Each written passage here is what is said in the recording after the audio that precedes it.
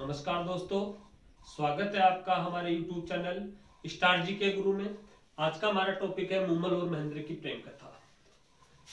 मूमल और महेंद्र की प्रेम कथा। अद्वितीय सौंदर्य की स्वामिनी मूमल तथा अदम्य साहस के प्रतीक महेंद्र की एक प्रेम कथा। ये प्रेम कथा आज से लगभग 1300 साल पहले की एक प्रेम कथा है। मूमल लोद्रवा की राजकुमारी, लोद्रवा जैसलमेर का प्राचीन नाम है। महेंद्र अमरकोट के शासक बिसलदेव सोडा के राजकुमार या पुत्र थे। तो अमरकोट वर्तमान में पड़ता है पाकिस्तान के सिंध प्रांत में। हम देखें, आज के भारत की बात देखें तो आज के भारत में ये पश्चिमी भारत है। जिसमें बात करें, ये लोद्रवा है, जैसलमेर, जैसलमेर का प्राचीन नाम ये लोद्रवा। यहां पर काक नदी बहा करती थी। एक नदी बहती थी जिसका नाम है काक नदी। इस काक नदी के पास एक सुंदर बगीचा था और इस बगीचे के पास 2 मंजिला मेड़ी, जिसे महल कह सकते हो, और इस मेड़ी में रहती थी मूमल। मूमल राजा नंद की 9 बेटियों में से एक थी, जो अपनी सुंदरता के लिए प्रसिद्ध थी। पूरे मांड क्षेत्र में, पूरे लोद्रवा क्षेत्र में अपनी सुंदरता के लिए मूमल जानी जाती थी। और मूमल यहाँ पर अपनी दासियों के साथ रहती थी। यहाँ पर पुरुषों का आवागमन नहीं था। फिर हम बात करते हैं, ये यहाँ पर सिंध प्रांत में अमरकोट, यहाँ के शासक बिसलदेव सोडा के पुत्र महेंद्र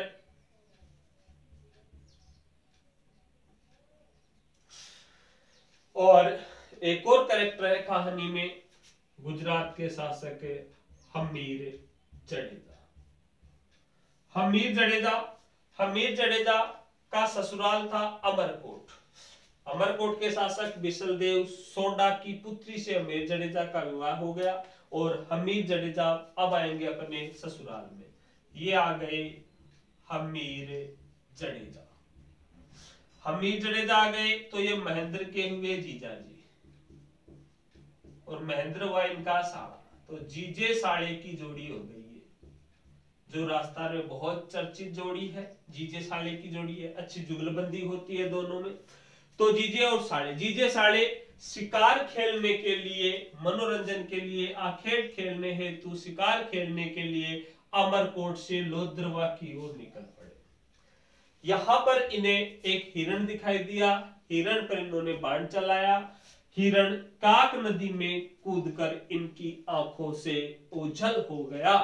इन्हें शिकार नहीं मिला। ये थक चुके थे, भरी दोपहर का समय था, प्यास लग गई। तो अपनी प्यास मिटाने के लिए इस काक नदी में जैसे ही पानी पीना चाहा, तो इन्होंने देखा इस नदी के दूसरी तरफ एक सुंदर बगीचा है और एक सुंदर मेड़िया महल है। तो इन्होंने सोचा कि इस नकलिस्तान में, ये पूरा क्षेत्र जो थार का मरुस्थल है, नकलिस्तान के नाम से जाना जाता था। नकलिस्तान, थार का मरुस्थल, शुष्क प्रदेश। तो इस शुष्क प्रदेश में ये सुंदर बगीचा और ये मेड़ी है, तो किसकी है? चलते हैं यहाँ पर। तो दोनों ने नदी पार की। जब दोनों नदी पार कर रहे थे, तो मूमल अपनी मेड़ी में बैठे बैठे झरोखे के माध्यम से इन्हें देख रही थी। इनके जो वेशभूषा देखी और इनके घोड़े देखे, तो मैं सोचा कि किसी राजघराने के हैं। और इन्होंने अपनी दासियों से, मूमल ने अपनी दासियों को कहा कि जो नवयुवक आ रहे हैं, इनके मेहमान नवाजी अच्छी तरीके से करना, कोई कमी मत रखना, इनकी आवभगत अच्छी तरीके से करना। जब ये बगीचे में पहुंचे, मेड़ी के पास पहुंचे, तो दासियों ने जलपान कराया, भोजन करवाया और विश्राम के लिए कह दिया।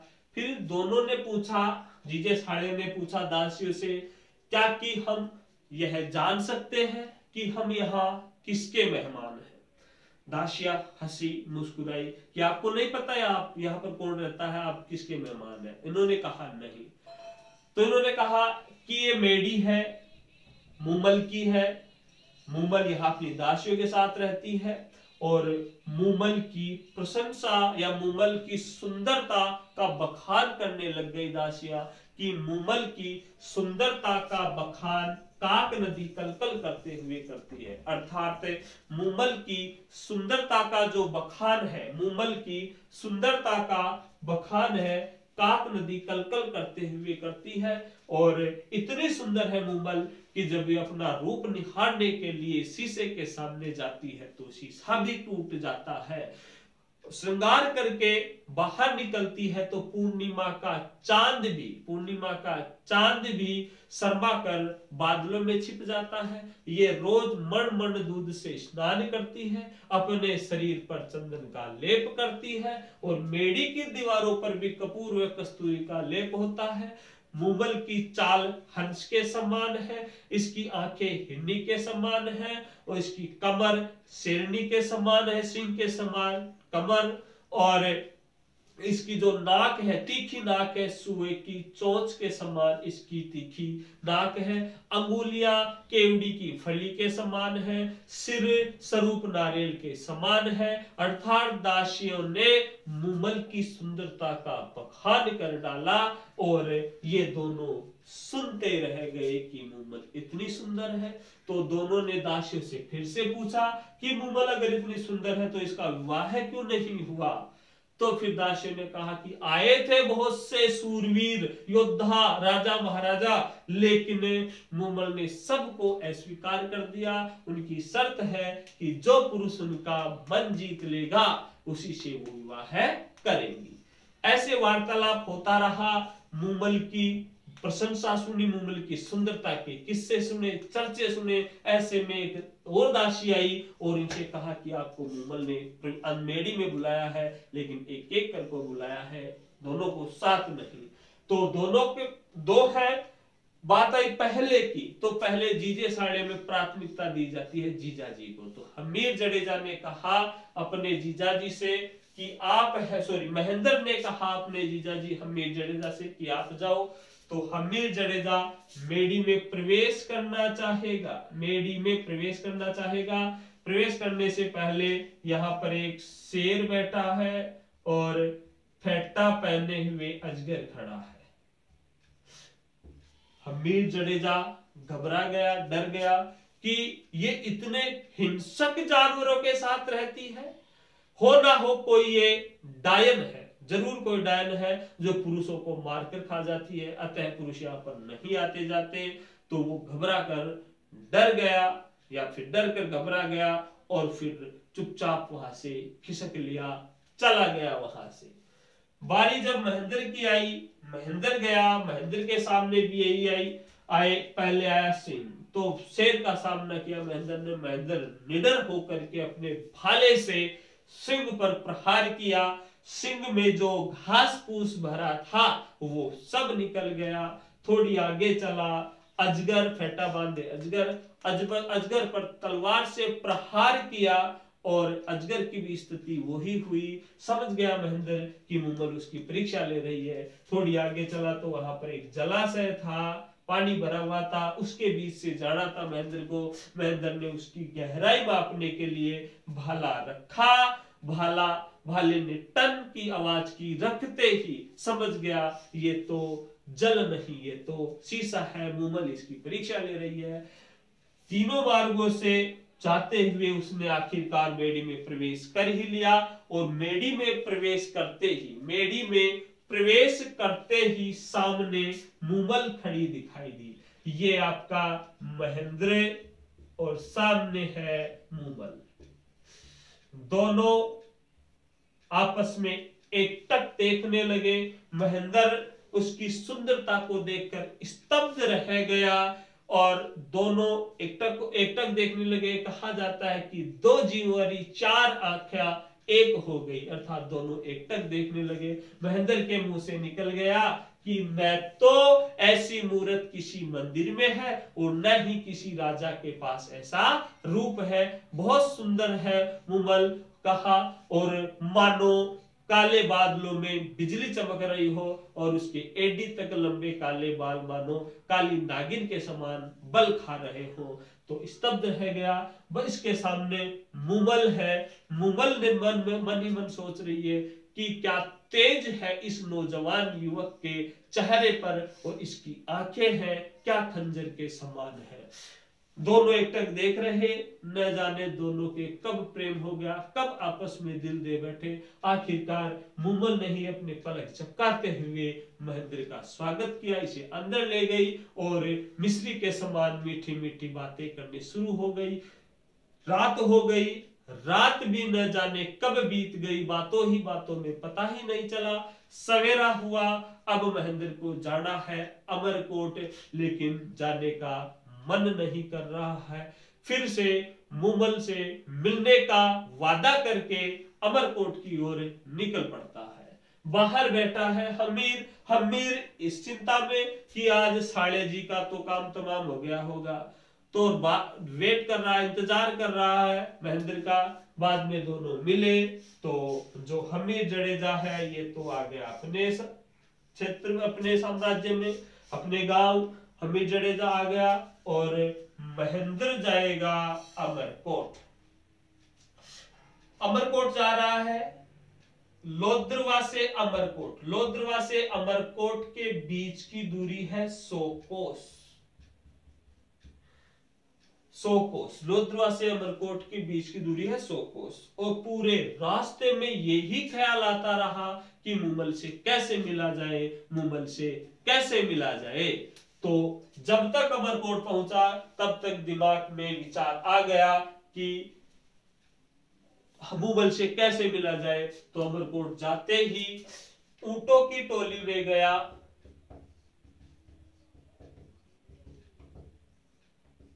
रामू रायका के पास एक व्यक्ति था जिसके पास ऊंटों की टोली थी, जिस व्यक्ति का नाम था रामू रायका। रामू रायका के पास गया और अपनी जो बात थी वो रखी कि इतनी दूर है, मैं जाऊंगा। ऐसा ऊंट बता मेरे को जो रातों रात शब रात के प्रथम पहर में यहाँ से निकलूं और सवेरा होने से पहले मैं वापस अमरकोट आ जाऊं। तो इस टोली में एक सबसे तेज चलने वाला ऊंट था और इस ऊंट का नाम था चीतल। इसे चीखल भी कहा जाता है। चीतल की रफ्तार बताई कि ये क्षण भर में अमरकोट से लोद्रवा तेरे को पहुंचा देगा। चीतल को लेकर महेंद्र निकल पड़ा और क्षण भर में ही रात्रि के समय ये काक नदी पर पहुंच गया। काक नदी पर ऊंट को बांध दिया, नदी को पार करके मेड़ी में प्रवेश किया और रात भर बातें की। जैसे ही तीसरे पहर का डंका बजा वहां से महेंद्र वापस निकला, ऊंट पर बैठकर सुबह या सवेरा होने से पहले अमरकोट आ गया और चुपचाप आकर सो गया। रात को देखो इतना तेज चलने वाला ऊंट, अमरकोट से लोद्रवा की दूरी 100 कोस। रात्रि के प्रथम पहर में, संध्या के बाद में यहां से चले, पहुंचे, मुमल से मुलाकात भी हो और तीसरे पहर में वापस रवाना हो और सूर्योदय से पहले वापस अमरकोट आना। इतनी तेज गति थी चीतल की। ऐसा चलता रहा 6, 7, 8 महीने तक, लगभग 8 महीने तक ये मैटर चलता रहा। अब दिक्कत क्या हुई? दिक्कत हुई महेंद्र शादीशुदा था और महेंद्र की 7 रानियां थी। महेंद्र शादीशुदा था, महेंद्र की 7 रानियां थी। रानियों ने चर्चा की, बातें की कि बेटा जाता कहां पर है, इतने दिन हो गए, कहां जाता है, इसका कुछ पता ही नहीं, रात को कहां जाता है। इन्होंने सोचा कि क्या पता अपनी माँ के पास रहता हो, नाराज हो हमसे। तो इन रानियों ने अपनी सास से कहा। सास ने कहा कि मेरे पास तो आता ही नहीं है और सुबह जल्दी आता है, न जाने कहां जाता है, सुबह चुपचाप आकर सो जाता है। रानियों ने विसलदेव सोडा अर्थात महेंद्र के पिता से कहा, अपनी व्यथा सुनाई कि महेंद्र तो आता ही नहीं है, न जाने कहां जाता है। तो विसलदेव ने कहा कि जब वो आता है तो उसकी स्थिति क्या होती है। तो उसकी मां ने बताया कि वो जब आता है तो उसके वह भीगा हुआ होता है, उसके बाल भीगे हुए होते हैं और वो आकर चुपचाप सो जाता है, थका हुआ सा होता है। तो विसल देव ने कहा कि जब वो आए कल तो उसके बालों के नीचे कटोरा रख देना। जैसे ही दूसरा दिन हुआ, सुबह जल्दी महेंद्र आया और सो गया, तो उसकी रानियों ने या उसकी मां ने मिलकर के कटोरा रख दिया और जो बालों का पानी है उस कटोरे में चला गया। कटोरा गया बिसल देव के पास, बिसल देव ने पानी चखा और समझ गया पानी चखते ही कि ये तो काक नदी का पानी है, और काक नदी की बात आते ही चर्चा है किसकी? मुमल की। फिर इस बात की छानबीन की और पता चला कि ये तो मुमल के पास जाता है, और इस बात का पता चला 7 रानियों को। अब रानियों के जैसे 1000 बिच्छुओं ने एक साथ डंक मारा, ऐसी स्थिति हुई कि जो रानी है, पत्नी है, वो सब कुछ सहन कर सकती है लेकिन अपनी सौतन सहन नहीं कर सकती। तो इन रानियों को पता चला कि बेटा किस पर जाता है महेंद्र, तो महेंद्र चीतल पर बैठ करके जाता है। गुस्से ही गुस्से में ऊंटों की टोली में गई और ऊंटों की इस चीतल ऊंट की टांगे तुड़वा दी और कहा जा बेटा अब कैसे जाता है। सोचा मन ही मन में कि भाई महेंद्र का तो कुछ नहीं किया, इन्होंने 7 रानियों ने इस चीतल की टांगे तुड़वा दी।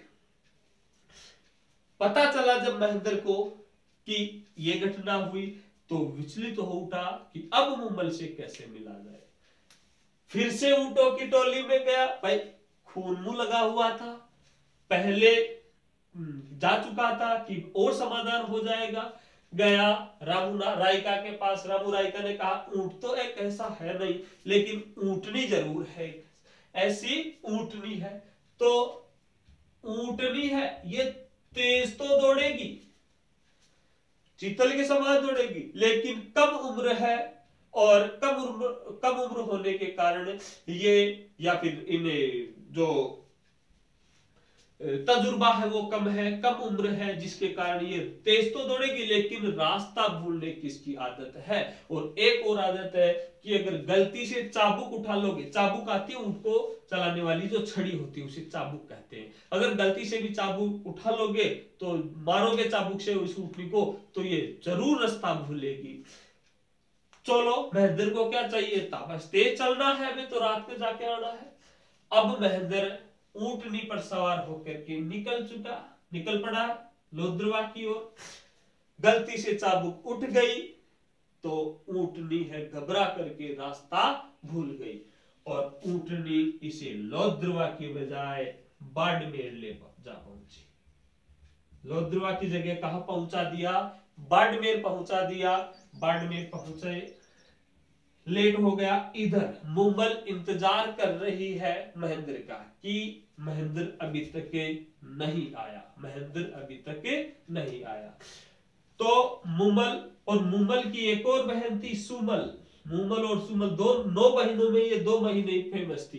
तो मुमल और सुमल और अपनी दासियों के साथ खेल खेलने लगी कि जब तक महेंद्र आए तब तक हम टाइम पास के लिए कुछ खेल खेलें, जिसमें सुमल तो दूल्हे का वेश बनाया, वेश धारण किया, मुमल दुल्हन का वेश धारण किया। दूल्हा दुल्हन और दासियां है ये सारे मिलकर के स्वांग रच रही, नाटक कर रही कि जब तक महेंद्र आए तब तक खेल ले। लेकिन महेंद्र नहीं आया। महेंद्र कहाँ आएगा? महेंद्र तो बाड़मेर पहुंच गया। तीसरे पहर तक दोनों ने या मुमल ने महेंद्र का इंतजार किया और जब मैं नहीं आया तो खेलते खेलते एक ही बिस्तर पर दूल्हे दुल्हन अर्थात मुमल सुमल को नींद आ गई, सो गई बिना वेशभूषा चेंज किए हुए ही, बदले हुए ही, अर्थात जैसे दुल्हा बन रखी थी सुमल और मुमल दुल्हन बन रखी थी, उसी वेशभूषा में, उसी पोशाक में दोनों एक ही बिस्तर पर सो गए। जब महेंद्र को पता चला कि बाड़मेर आ गए तो बाड़मेर से सिद्ध भागी लोद्रवा की और तीव्र गति से ऊपरी को दौड़ाया। तीसरे पहर के बाद जब महेंद्र लोद्रवा पहुंचा, मेरी मेल गया और देखा, क्या देखा कि मुमल तो किसी गैर मर्द के साथ सो रही है।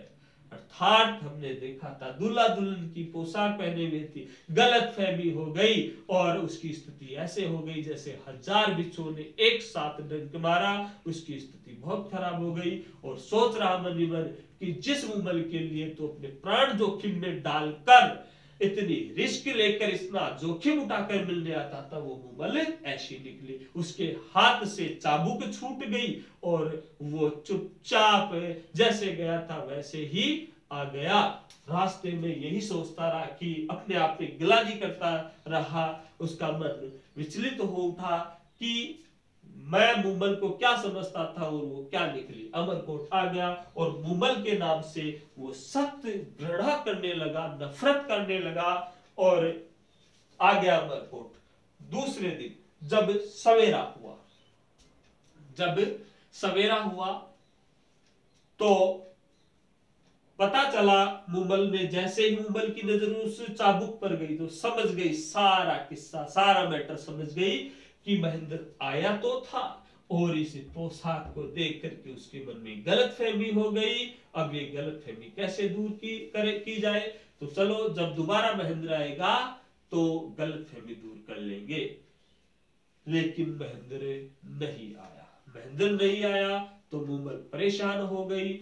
मुमल अब यहां से शुरू होती है विरह व्यथा शुरू। साहित्य में विरह व्यथा, बिछड़ने का जो गम है, दर्द है, वो यहां से शुरू होता है। जो मुमल थी, मुमल ने खाना पीना छोड़ दिया, श्रृंगार करना छोड़ दिया और उसकी कंचन जैसी काया काली पड़ने लगी। वो गहन चिंता में पड़ने लगी कि ये तो गलतफहमी हो गई, इसे कैसे दूर किया जाए। मुमल ने संदेश भी भेजे महेंद्र के पास, लेकिन महेंद्र की रानियों ने उन संदेश को महेंद्र तक पहुंचने ही नहीं दिया। फिर मुमल ने एक ढोली को तैयार किया जो संदेश गान बखान करते हैं। संदेश देने के लिए ढोली को तैयार किया और ढोली गया, ढोली से कहा कि चुपचाप बिना किसी को बताए महेंद्र को तू ये संदेश पहुंचा दे कि मुमल है, तेरे से मिलना चाहती है। ढोली अमरकोट गया और महेंद्र से कहा, मांड राग में संदेश सुनाया, लेकिन महेंद्र नहीं माना। महेंद्र ने कहा, कह देना अपनी मुमल से मैं न तो रूप का भोगी हूं, लोभी हूं, मैं न तो रूप का लोभी हूं और न ही वासना का मैं कीड़ा हूं। देख लिया था मैंने उस मुमल का चरित्र उसी दिन जब वो किसी गैर मर्द के साथ सो रही थी। तो ऐसा ढोली ने सुना और यही संदेश ढोली ने मुमल को आकर के कह दिया। मुमल को जब ये पता चला कि वो तो इतना क्रोधित है, तो मानो उसके पैर से जमीन खिसकने लगी और उसने उसी वक्त फैसला किया कि अब तो अमरकोट खुद को ही चलना है। तो मुमल ने रथ तैयार किया और अमरकोट की तरफ चल पड़ी। संध्या के समय वो अमरकोट पहुंच गई। संध्या हो चुकी थी। महेंद्र को संदेश भिजवा दिया कि मुमल आई है। महेंद्र ने सोचा हो सकता है मेरे को गलतफहमी हो गई, तभी तो वो आई है इतनी दूर से, लेकिन अभी नहीं मिलेंगे, सुबह मिलेंगे। महेंद्र ने कहा कि उसे विश्राम गृह में ठहरवा दिया जाए, रोक दिया जाए। रात्रि विश्राम के बाद हम मुमल से मिलेंगे। रात्रि हो गई। रात्रि में दोनों बेचैन, मुमल भी बेचैन, महेंद्र भी बेचैन। कैसे सुबह मेल मिलाप होगा, क्या बातें करेंगे। और महेंद्र सोच रहा है क्या वो क्यों आई है। अगर वो सही है, हो सकता है गलतफहमी हो सकती है मेरे को, वो सही है इसलिए तो वो इतनी दूर आई है, लेकिन फिर भी बातें मैं इसकी जांच पड़ताल की करनी है मेरे को। सवेरा हुआ तो उसके मन में एक विचार आया। महेंद्र ने अपने नौकर से कहा कि तू दौड़ता हुआ जाकर के यह कह मुमल से कि महेंद्र को तो रात्रि में काले नाग ने डस लिया है, काले सर्प ने डस लिया है और महेंद्र अब इस दुनिया में नहीं रहे। नौकर ने वैसा ही किया, दौड़ता हुआ गया, मुमल के पास गया और मुमल से यही बात कही कि महेंद्र में नहीं रहा। ऐसा सुनते ही मुमल भी थम से गिर गई और मृत्यु को प्राप्त हो गई। अब इस बात का पता चला महेंद्र को कि मुमल गलत संदेश के माध्यम से ही, केवल मात्र गलत संदेश से इतना सुनते ही वो मृत्यु को प्राप्त हो गई। तो महेंद्र दौड़ता हुआ मुमल के पास आया और हाय मुमल, हाय मुमल, हाय मुमल करता हुआ महेंद्र पागल हो गया और उसकी तलाश में, मुमल की तलाश में पागल हो गया और तलाश में लोहद्रवा की ओर आ गया। जो नकली स्थान है, रेत के टीले हैं, इनमें न जाने भटकता हुआ कब और कैसे महेंद्र की मृत्यु हो गई। बताया जाता है यह जो प्रेम कथा है मुमल महेंद्र की अमर है और आज भी इन रेगिस्तान में, इन रेत के टीलों में, इस मिट्टी के कण कण में मुमल और महेंद्र की प्रेम कथा आज भी अमर है और यहाँ पर महेंद्र और मुमल का नाम गूंजता है इन टीलों में। तो ये थी दोस्तों आपकी मुमल और महेंद्र की प्रेम कथा। आज के समय में जैसे हम पढ़ते हैं मरु महोत्सव, मरु महोत्सव, मरु महोत्सव, मरु महोत्सव का आयोजन होता है जैसलमेर में। मरु महोत्सव का आयोजन होता है जैसलमेर में, हर साल मरु महोत्सव का आयोजन होता है जैसलमेर में। इसी मरु महोत्सव के दौरान मिस मुमल सौंदर्य प्रतियोगिता का आयोजन होता है। मरु महोत्सव के दौरान मिस मुमल सौंदर्य प्रतियोगिता, एक प्रतियोगिता का आयोजन होता है मिस मुमल का। किस मिस मुमल का खिताब किसे दिया जाएगा कि इस आयोजन में, इस प्रतियोगिता में दूर दराज की लड़कियां आती हैं और उनमें सबसे सुंदर लड़की को मिस मुमल का खिताब दिया जाता है। तो ये थी दोस्तों आपके मुमल महेंद्र की प्रेम कथा। कैसी लगी कमेंट्स बॉक्स में जाकर जरूर बताइए। धन्यवाद। जय श्री राम।